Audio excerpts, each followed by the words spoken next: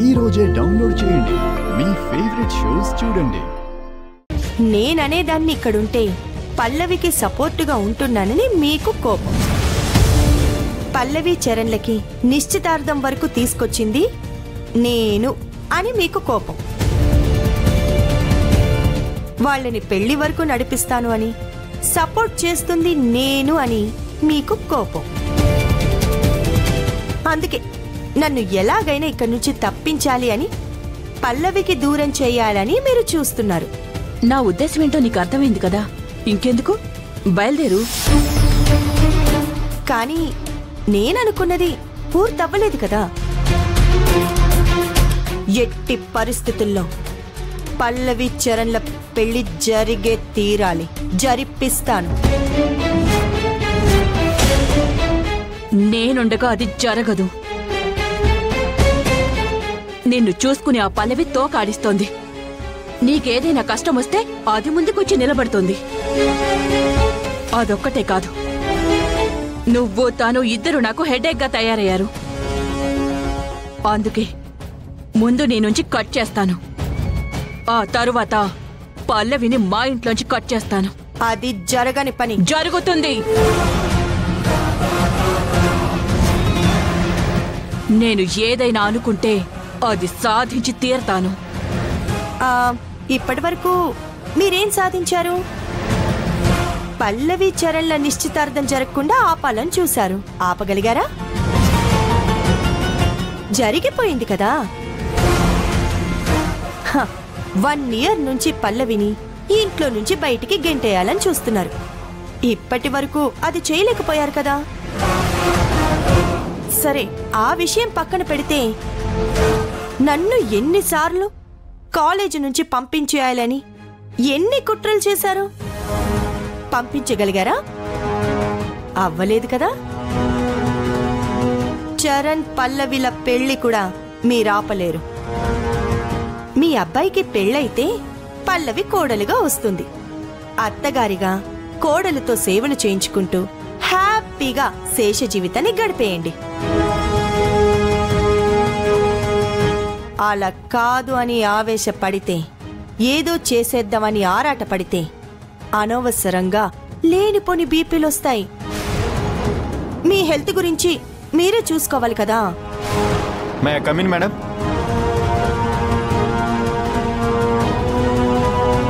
Madam, మీకు juice తెచ్చాను. అవునవును, కరెక్ట్ టైంకి తెచ్చావు. ఈ టైంలో మేడంకి జ్యూస్ చాలా అవసరం. ఇటువు.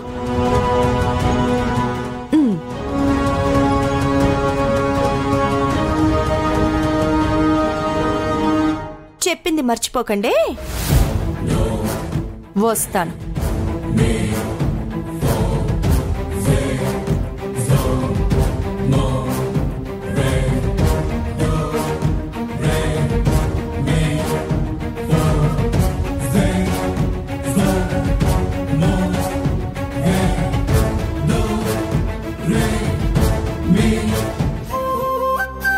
పల్లవి,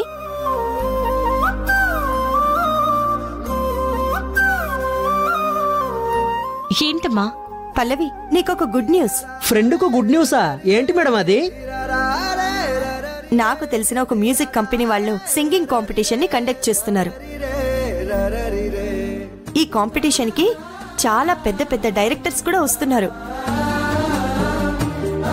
ఆ కాంపిటీషన్ లో నువ్వు పార్టిసిపేట్ చేసి గెలిచావంటే నీకు మంచి ఫ్యూచర్ ఉంటుంది. నేను సింగింగ్ కాంపిటీషన్ లోకి ఏ నీకేం తక్కువ ఫ్రెండు? కాలేజీలో నువ్వు ఎన్నిసార్లు పాడలేదు, ఎన్నిసార్లు గెలవలేదు? అవును పల్లవి, నువ్వు బాగా పాడతావు. ఒక సింగర్గా నీ టాలెంట్ ఏంటో నాకు తెలుసు. అది కాదమ్మా, ఇది నా కల పల్లవి. నాకు పుట్టిన బిడ్డని పెద్దయిన తర్వాత నాలాగా సింగర్ని చెయ్యాలనుకున్నాను.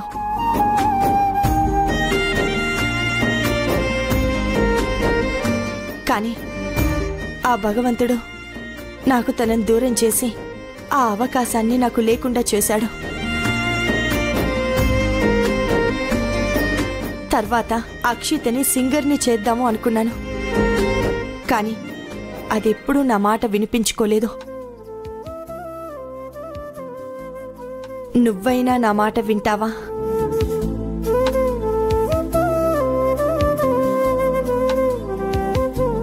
మీ కూతుర్ని సింగర్ని చేద్దామనుకున్నారా?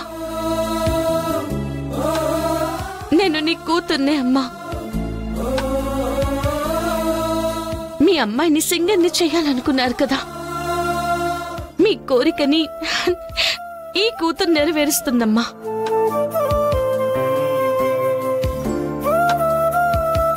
అయితే ఎలాగైనా కష్టపడి ఈ పోటీల్లో నెగ్గుతానని నాకు మాటివ్వు.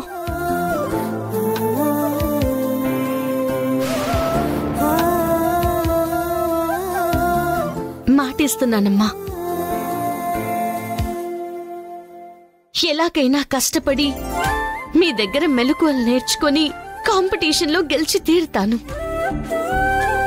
మాటిస్తున్నానమ్మా. థ్యాంక్ యూ సో మచ్ పల్లవి. అయితే ఇప్పుడే వెళ్ళి నీ పేరు డీటెయిల్స్ అన్నీ ఇచ్చొస్తాను.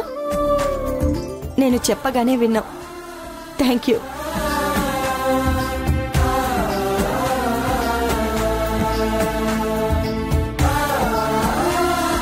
ఎరా ఏంటి మేడం చాలా ఎగ్జైట్ అయిపోతూ వెళ్ళిపోతున్నారు? ఏం లేదన్నయ్య, మేడం తెలిసిన మ్యూజిక్ కంపెనీ వాళ్ళు సింగింగ్ కాంపిటీషన్ కండక్ట్ చేస్తున్నారంట. ఆ కాంపిటీషన్ లో ఫ్రెండ్ ని పార్టిసిపేట్ చేయమని మేడం చెప్పారు.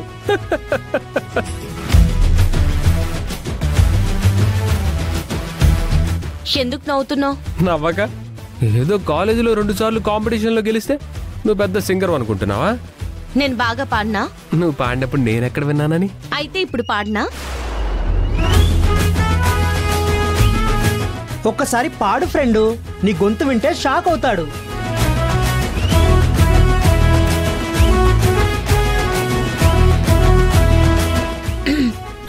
వద్దులే, ఈ ప్రయోగాలే నాకు వద్దు. కానీ నాకు నచ్చిన ఒక మంచి వాయిస్ ఏదైనా ఉంది అంటే అది అక్షితదే.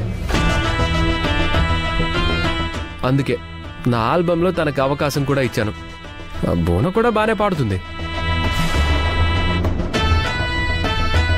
తనకంటే ఫ్రెండే ఇంకా బాగా పాడుతుంది. రేయ్, పాటలు పాడడం అంటే మాటలు కాదురా, సంగీతం తెలిసుండాలి, భాష మీద గ్రిప్ ఉండాలి, ఎక్కడ పదాల్ని పట్టుకోవాలో ఎక్కడ ఎలా పాడాలో తెలిసి ఉండాలి. అదొక ఆర్ట్. ఆహా, అంటే పదాల మీద నీకే పట్టుంది, నాకేం తెలీదనే కదా? అంతేగా, నేను కూడా సింగర్నే, తెలుసు కదా. సరే అయితే నేనొక మాట అంటాను, దాన్ని యాజ్ ఇట్ ఈజ్ చెప్తావా? చెప్తే నేనన్న మాటని యాజ్ ఇట్ ఈజ్ గా చెప్పగలిగితే నువ్వు గ్రేట్ అని, నీకన్నిటి మీద పట్టుందని, నాకేం తెలీదని ఒప్పుకుంటాను.